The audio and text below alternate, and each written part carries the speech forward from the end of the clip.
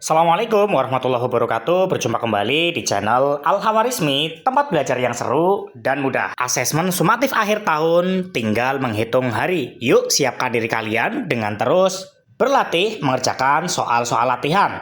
Salah satunya dengan terus mengikuti channel ini. Karena di sini kalian bisa belajar dengan lebih mudah, terarah, dan menyenangkan. Pada video kali ini kita akan membahas soal-soal latihan sumatif akhir tahun untuk materi IPS kelas 7. Tapi sebelumnya, disclaimer terlebih dahulu bahwa soal-soal yang akan saya bahas nanti belum tentu 100% muncul pada saat asesmen sumatif akhir tahun. Tetapi, mungkin saja tipe dan model soalnya akan sama. Jangan lupa siapkan buku catatannya dan mari kita simak videonya.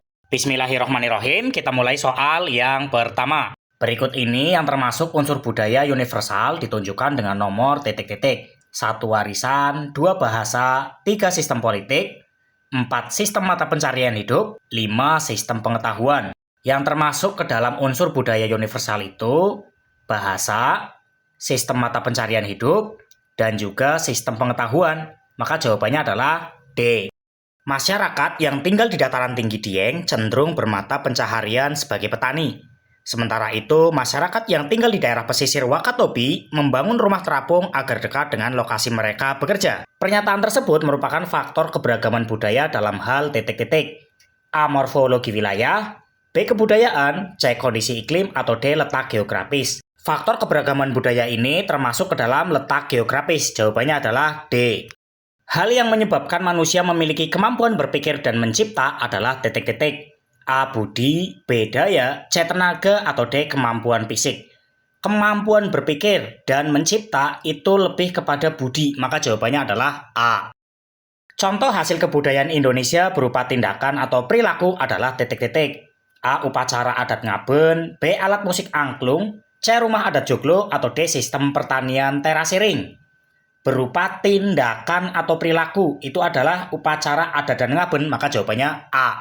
Berikut ini yang tidak termasuk faktor penyebab keanekaragaman budaya Indonesia adalah titik-titik. A. Tingkat pendidikan yang sama. Nah ini, langsung ini. Tingkat pendidikan yang sama itu bukan faktor penyebab keanekaragaman. Maka jawabannya adalah A. Wilayah D terletak di pesisir dengan suhu tinggi, sehingga pakaian adat setempat tidak berlengan.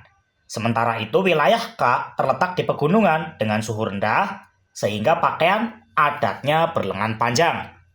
Perbedaan budaya di wilayah K dan D dipengaruhi oleh faktor geografis yang berupa titik-titik. A. Suhu dan kelembaban udara. Langsung saja dijawab ini.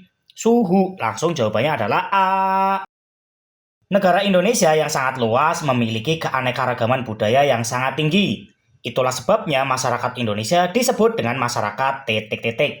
A. Agrikultural, B. Multikultural, C. Tradisional, atau D. Modern. Di sini terdapat keanekaragaman budaya, maka multikultural. Jawabannya adalah B. Isolasi geografis dapat menyebabkan suku-suku yang mendiami suatu wilayah memiliki titik-titik. A. Kebudayaan lokal yang khas, B. Benteng pertahanan, C. Bahasa daerah, atau D. Mata pencaharian yang khas.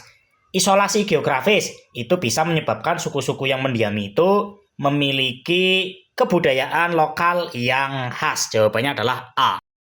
Secara tipologis, bahasa daerah di Indonesia dapat dibedakan ke dalam rumpun bahasa titik-titik. A. Austronesia dan Indo-Eropa, B. Austronesia dan Papua, C. Papua dan Indo-Eropa, atau D. Polinesia dan Indo-Eropa. Rumpun bahasa yang ada di Indonesia itu ada Austronesia dan Papua. Jawabannya B. Faktor budaya dapat memicu masalah sosial karena titik-titik. A. Adanya proses perubahan sosial dan pola masyarakat yang heterogen. B. Adanya kesesuaian pelaksanaan norma dan nilai. C. Stabilitas sosial yang tinggi, atau D. Kurangnya perubahan dalam masyarakat. Faktor budaya yang dapat memicu masalah sosial itu karena adanya proses perubahan sosial. Jawabannya adalah A. Sikap atau pandangan yang berpangkal pada masyarakat dan kebudayaan sendiri serta biasanya disertai dengan sikap dan pandangan yang meremehkan masyarakat dan kebudayaan lain disebut titik-titik. A. Optimisme, B. Patriotisme, C. Nasionalisme, atau D. Etnosentrisme. Jawaban yang paling tepat itu D. Etnosentrisme. Masalah sosial yang berhubungan dengan ketidakseimbangan dalam masyarakat disebut titik-titik. A. Kesenjangan sosial, B. Kemiskinan, C. Kriminalitas, atau D. Kesehatan. Masalah sosial yang berhubungan dengan ketidakseimbangan dalam masyarakat itu disebut sebagai kesenjangan sosial ya. Jawabannya adalah A.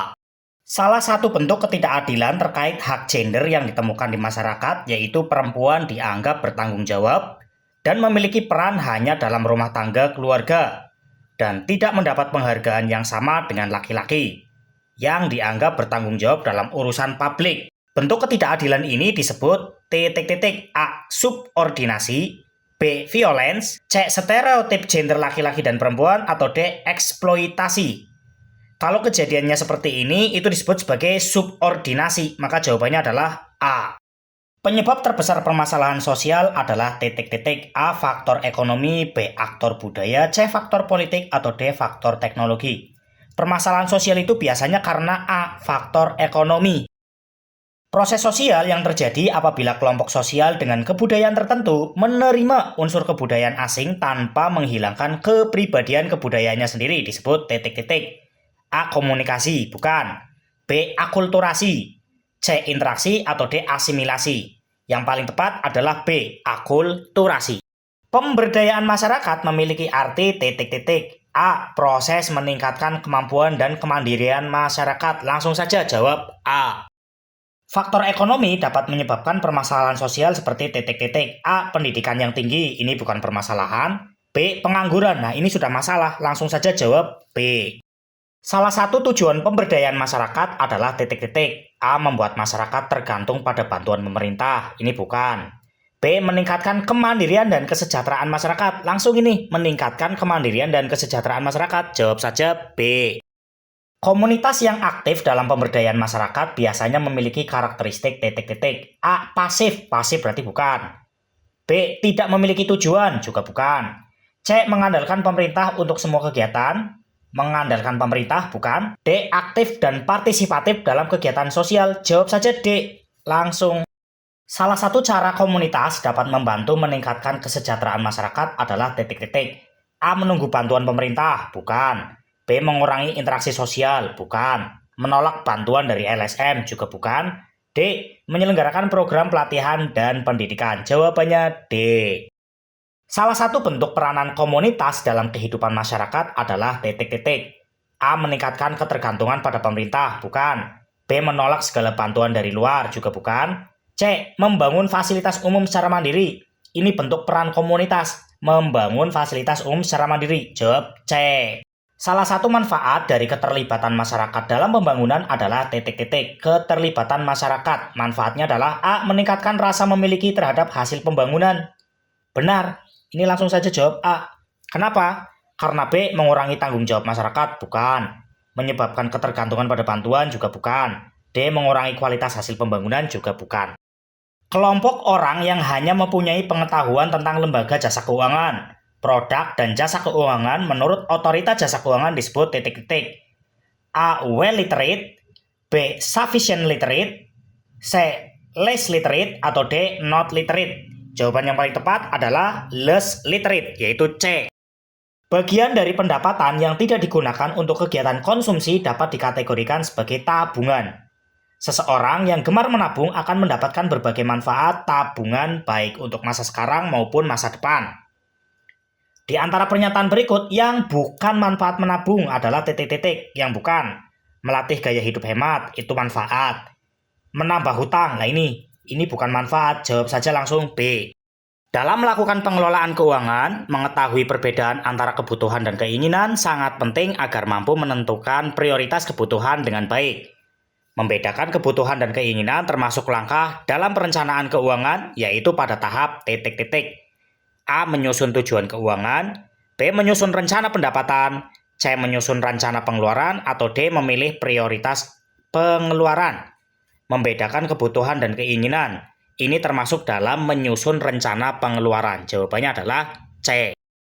Yono memutuskan meminjam melalui layanan pinjaman online atau pinjol untuk membeli smartphone terbaru dari merek ternama. Di sisi lain, nilai cicilan pinjaman Yono mencapai 80% dari pendapatan bulanannya. Tanpa diduga, Yono kena PHK ketika cicilannya belum lunas. Akhirnya, Yono menunggak cicilan dan utangnya pun lekas berlipat ganda. Hal ini menunjukkan literasi keuangan Yono berada di tingkatan titik-titik.